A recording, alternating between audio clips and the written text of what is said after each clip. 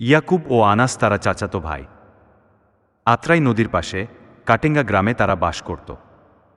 ইয়াকুবের বয়স 4 বছর, আনাস তার থেকে 2 বছরের ছোট। ইয়াকুব একটু শান্ত স্বভাবের হলেও আনাস ছিল চঞ্চল ও দুরন্ত স্বভাবের। বিকেল হলেই তারা খেলতে ছুটে চলে যায় খেজুর বাগানে। গ্রামের আরও অনেক বাচ্চারা আসে তাদের সাথে খেলতে। আনাস একদিন লক্ষ্য করে দেখল গাছে একটা পাখির বাসা, সেখানে 2টো ডিমও ছিল।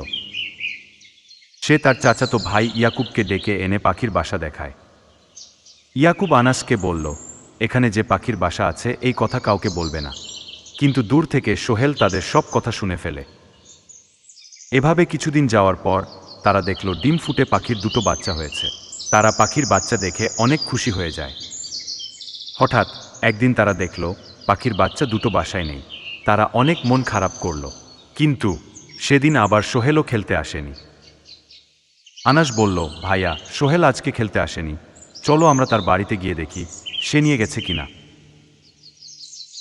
তারা সোহেলের বাড়ি যেয়ে দেখে সে পাখির বাচ্চা 2টো নিয়ে খাঁচায় বন্দি করে রেখেছে। 2 ভাই সেখান থেকে বাচ্চা 2টো নিয়ে আবার পাখির বাসায় রেখে দেয়। পাখির বাচ্চার বাবা মা বাচ্চাদের পেয়ে অনেক খুশি হয়ে যায়, আর 2 ভাইও খুশি মনে বাড়ি ফিরে যায়।